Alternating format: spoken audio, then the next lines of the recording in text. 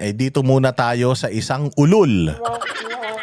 Sa isang ulul na general diyan sa sa Krame na ngayon ay general pa din siya. Pero general manager. Dito muna tayo ha. Itong si Torre, putang ina bobo talaga eh. Tinanggap niya yung general manager. Sumumpa pa si Tanga. Nagsalita pa siya sa Manila Film Festival. Ngayon, that's automatic na mawawala ka na sa serbisyo sa PNP bilang isang 4-star general. So alam naman natin, sinabi ko naman yan sa inyo noong yung issue na yan ay pumutok, sinabi ko sa inyo na ginawa nila yan, nilagay nila si General Manager Kupal, itong nanlilimahid na mukhang nagsasalitang uling na ito. Pag kumain ka ng dinuguan, tas kumain ka ng maraming saging, pag tumai ka, ganito itsura nun. Matigas na maitim. Oo, ganyan. Maitim din naman ako. Oo. Pero sigurado ko, hindi ako ganyang ka-oily. Dahil alaga tayo ni Miguel Baker ng Baker Medical Aesthetics. Kaya sabi niya, Boss D, wag kang magpapakalangis-langis. So ngayon, ito si Torre, alam naman natin na nung binigay sa kanya yan, ang gusto lang talaga ng gobyerno kasi ayaw niyang bumitaw eh. Kasi yung kanta ni Moira na gusto ko nang bumitaw. Si Moira ba yun? Hindi. Si ano pala kumanta nun? Yung babaeng mataas ang boses, yung sumisipol. Si Morissette. Morissette pala yun. Ayaw pa niyang bumitaw. Gusto na nilang bumitaw. Ayaw pang bumitaw. Kasi nga magre-retiro na ngayon taon, Pebrero yata. Ito si General Nartates na acting PNP chief. 3-star general lang yun. So kailangan ma-promote siya to 4-star general para pag nag-retiro siya, 4-star general. PNP chief kasi hanggang ngayon acting PNP chief pa siya. Siguro magkagalit sila nito ni Torre kaya hinaharang niya.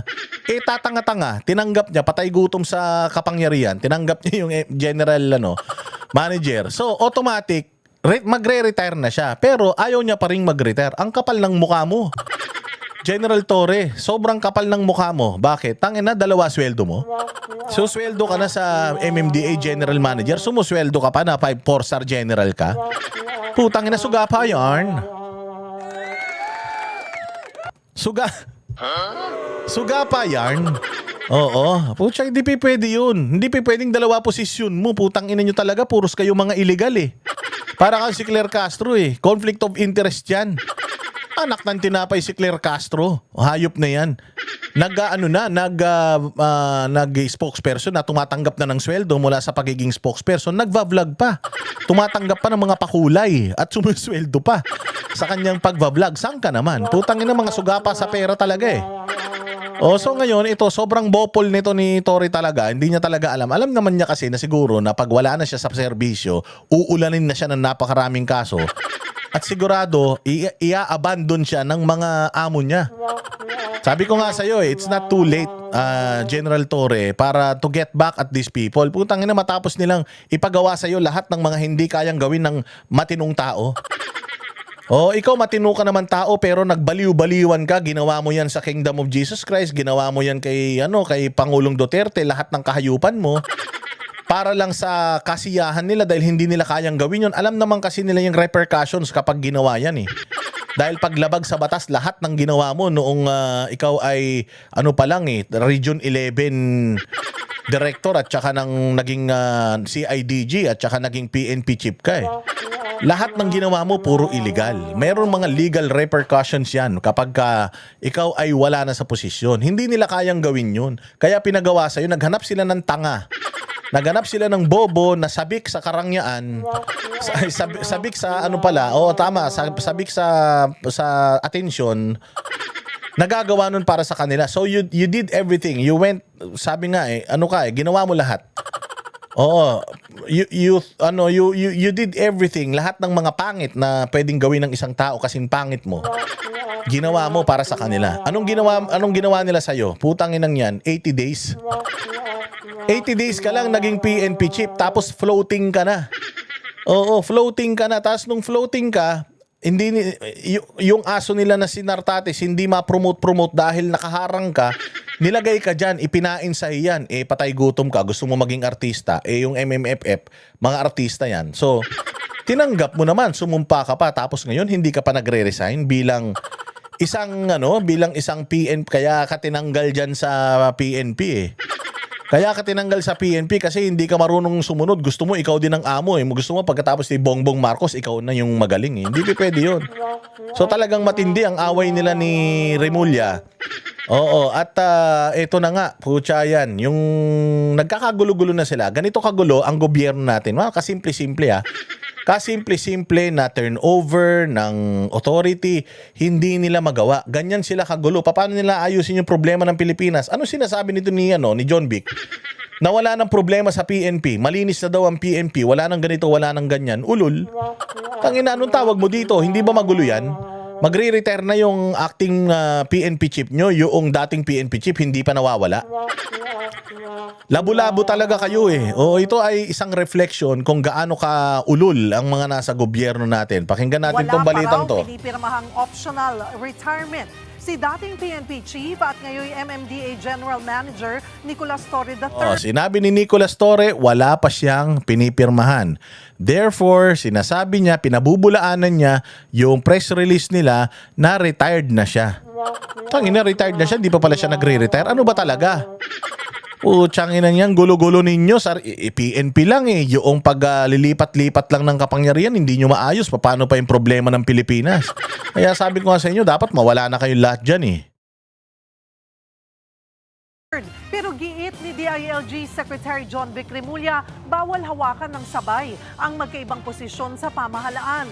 Nasa frontline ng balitang yan, si Brian Castillo. Lahat naman alam yun, kahit nga ako, alam ko yun Bakit si General Torre hindi niya maintindihan yun? Sanay talaga to si General Torre lumabag sa batas.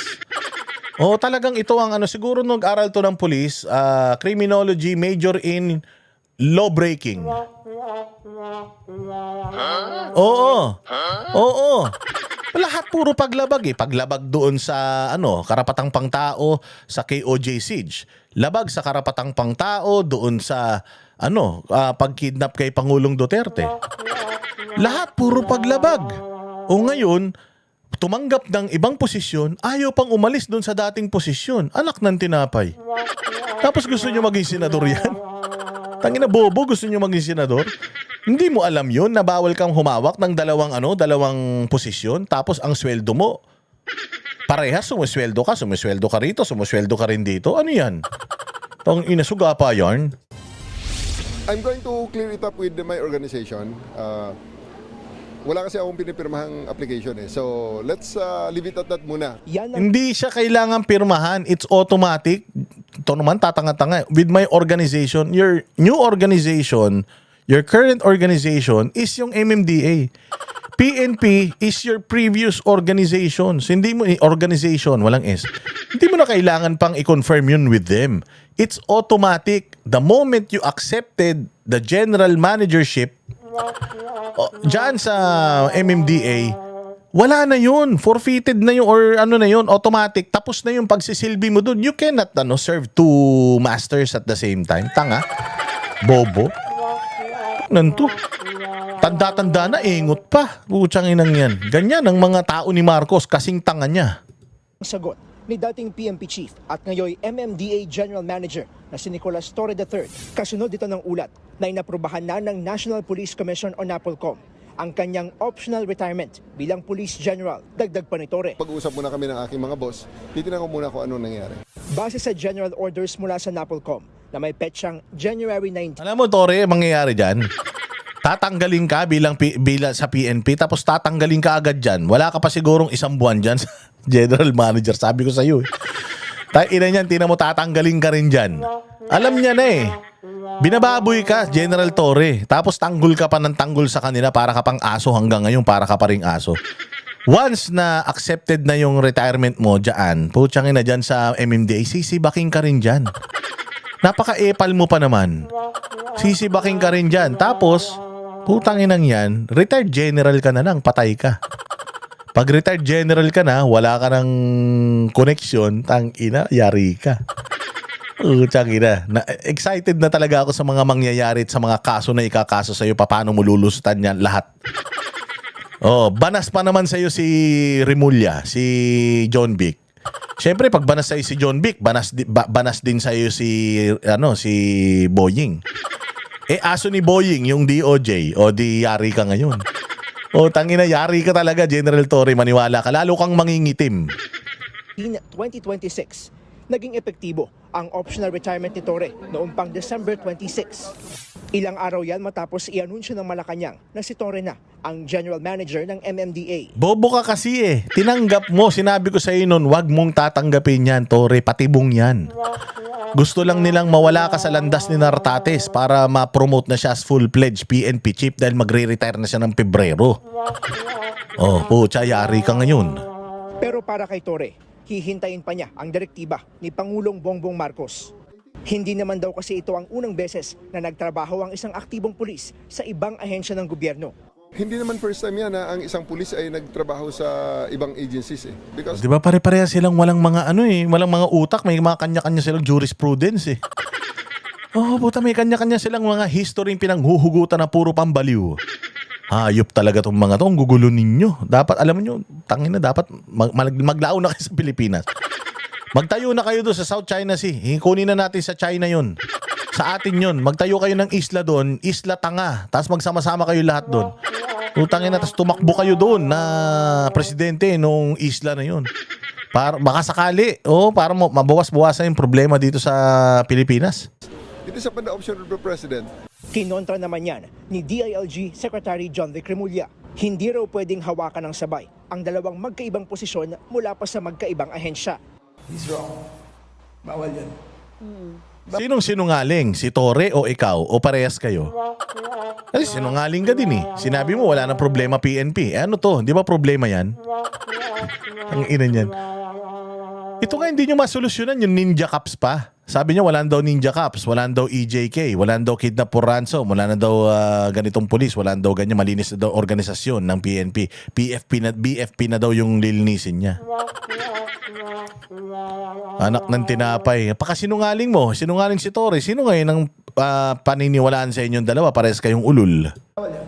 Kung tumatanggap pa siya ng sweldo sa PNP, tapos tumatanggap siya ng sweldo sa MMDA, kailangan niya isoli ang sweldo sa previous position niya. Giit pa ni Remulla, ipso facto resign o automatikong resignation na nga dapat ang nangyari kay Torre nang tanggapin ang posisyon sa MMDA.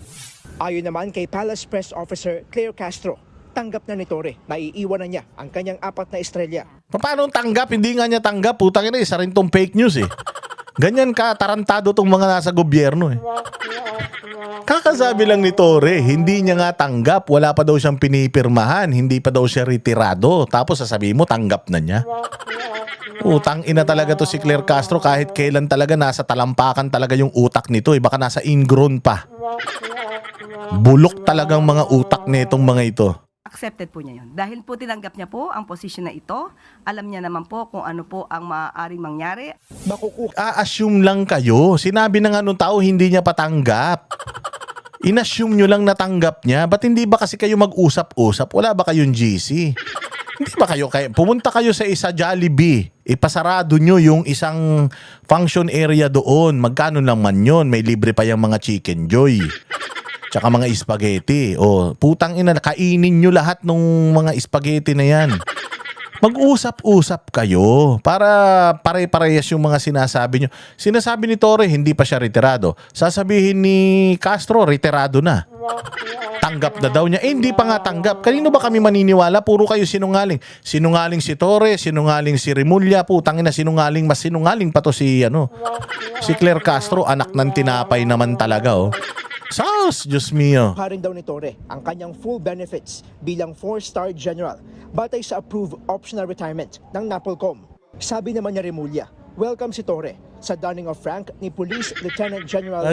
Inasar pa. Welcome ka sa popromote ng rango. Nito ni Nartates. Iputa banas siya dyan. Torre, ginagawa ka nilang tanga. Tore, maniwala ka sa amin. Sabi ko sa'yo, kaibigan tayo, magkaibigan tayo. Noon pa, di ba, nasa kay OJC, 16 days tayong magkakasama. Kaibigan kita, namimiss na nga kita eh. Pagka gumising ako ng umaga noon, asan na si Tore? Wala, hindi pumunta. Ano ba naman yan? Kaibigan ko yan. Alam mo, mas boto ako sa'yo kaysa kay Remulla. Alam mo kung ako sa'yo, ilaglag mo yung mga yan. Dahil tinatarantado ka, ginagawa kang aso, mukha ka na ngang aso, gagawin ka pang aso.